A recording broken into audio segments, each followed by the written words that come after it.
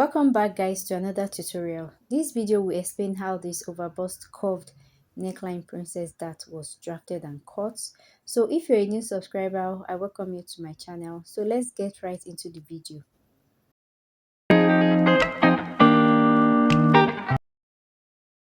My first measurement is my shoulder to my bust line. So this is my starting point. By now, you should know how I do this.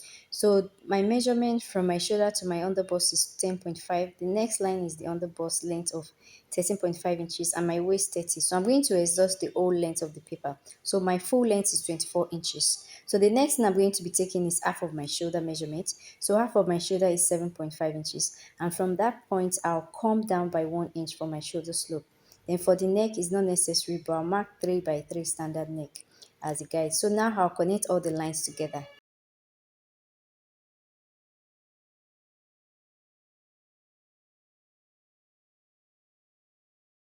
To get your armhole line, you need to divide that. So divide your bust round by 6, then you had 1.5. So mine will be 7.5 inches. So measure that on the shoulder slope line and draw a straight line across it. Then I'll connect the 7.5 inches to my 1 inch slope. The next thing you do is to divide this line here by 2. So that will be 7.5 divided by 2.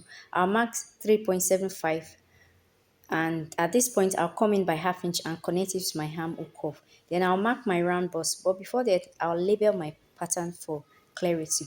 So this is my bust line, my under bust line, my waistline, and my hip length. So for the round bust, you divide it by 4. Mine is 9 inches. Note it should be taken on the chest line. So I'll connect it into the midpoint line. Now you need to measure your bust span and divide it by 2. So mine is 8 inches. So you measure it from your bust to your full length of your blouse. So this is my 4 inches bust span. Then I'll mark it into a straight line.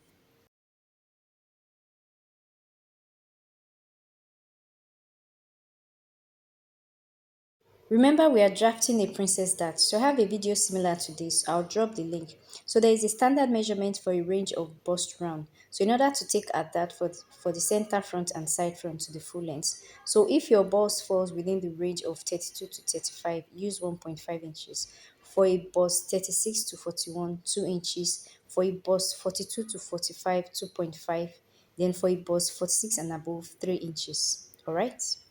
My bust falls within the range of 36, so I'll fall within the 2 inches gap. So if yours is 2.5, you can decide to distribute it however you want. So for the 2.5, you can on the center front, you can take half inch and the side 2 inches, or take 1.25 on both sides.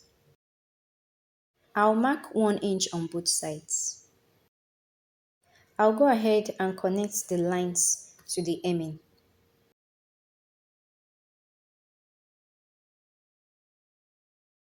Now that I have that, next is to connect the lines with the armhole curve. So use any curve that you have.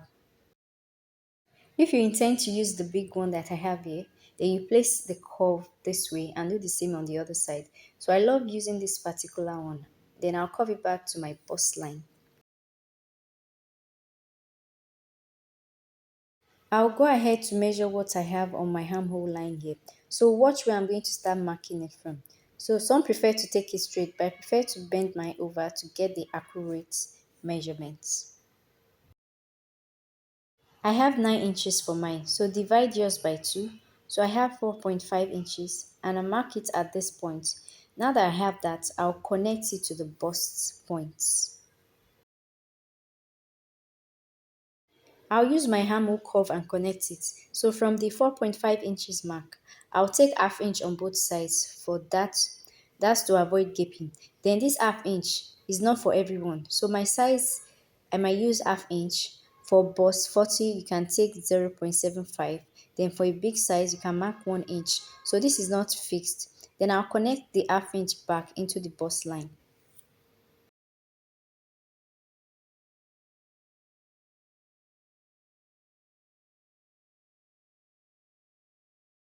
If you observe this third leg on the center front, you notice it's higher than that of the side.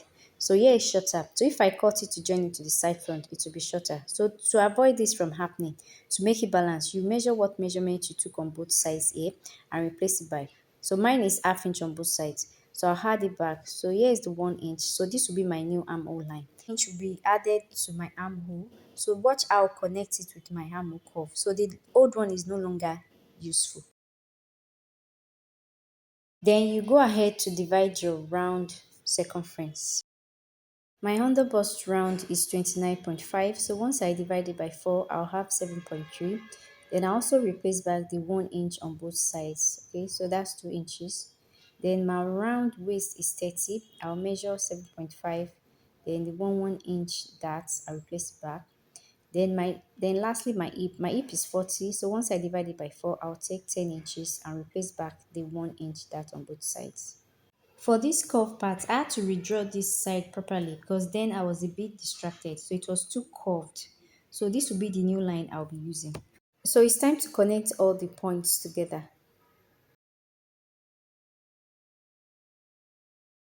To the hemming, you can decide to leave it straight, but if you want to alter the side area for a different shape, you need to come up by 2 inches and use your armhole ruler to draw out any shape of your choice. So I'll leave the hemming for now. So the next thing I'm going to be focusing on is on this upper part here.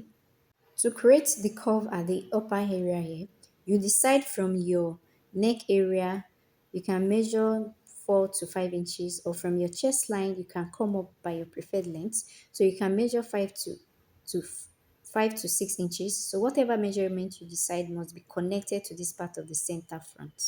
I'll measure 6 inches from the chest line. So the higher you go, the more covered it will be. So I want mine covered. So use your armhole curve to connect it properly. I'll also mark 5.5 inches and decide which to pick. So I think I'll use 6 inches line. That came out really nice and curved. So you can decide to add allowance to your pattern.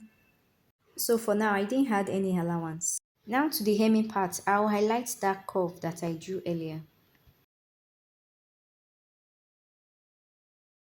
For the neck, I'll also highlight it and I want the curve to be more pronounced, to come out more.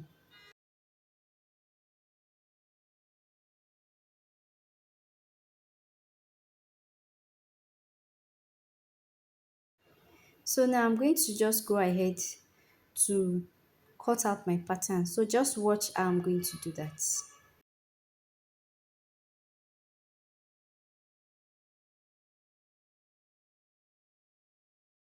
Before I forget, I'm going to label my pattern. So this is the center front and this is the side front.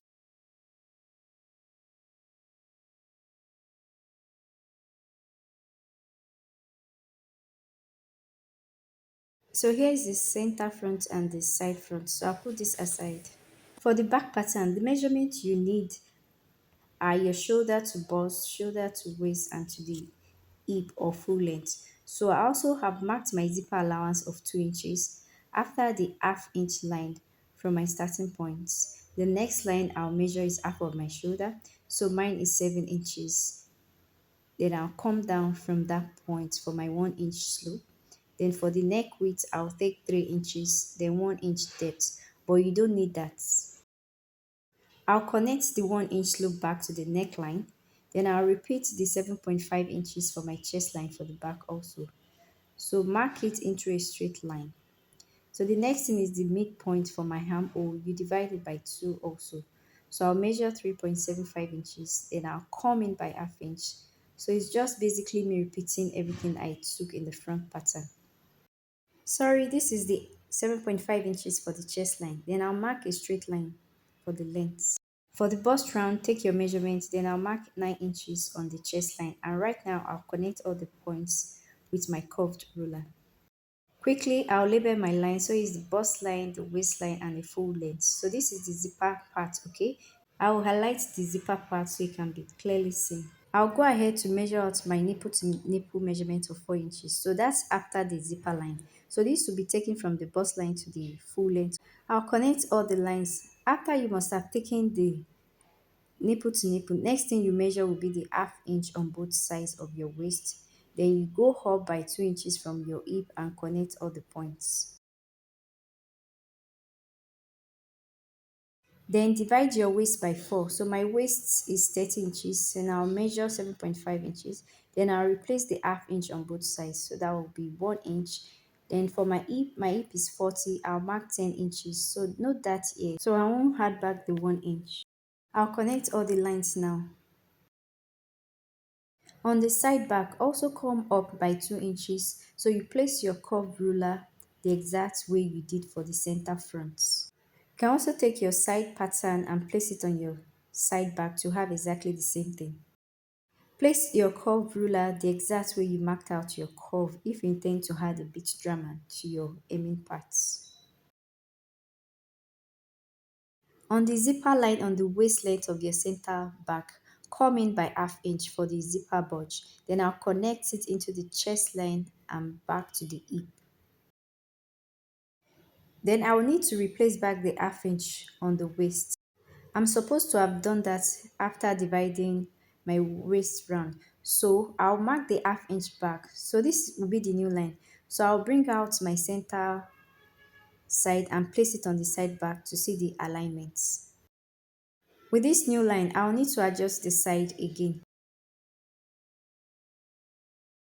So now this will be my new zipper line. So I'll measure 2 inches after the half inch on the waist to the shoulder and to the hip length.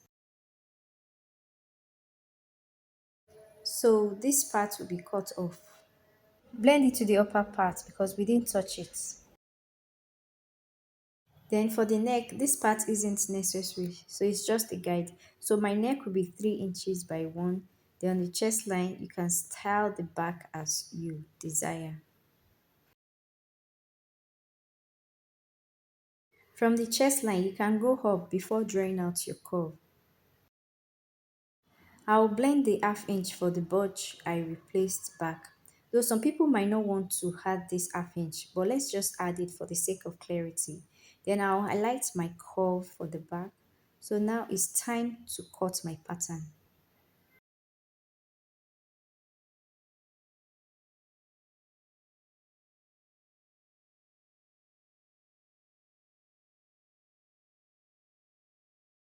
So you trim off this part.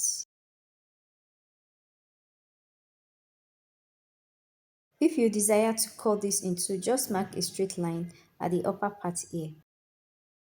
On your fabric, you add half inch on it, then you join it by half inch. Then for your neck, you can draw whatever you wish. So I went ahead to bring the front pattern. So here is my front and my back pattern. So I have my center front, my side front. So the next video will be the sewing tutorial.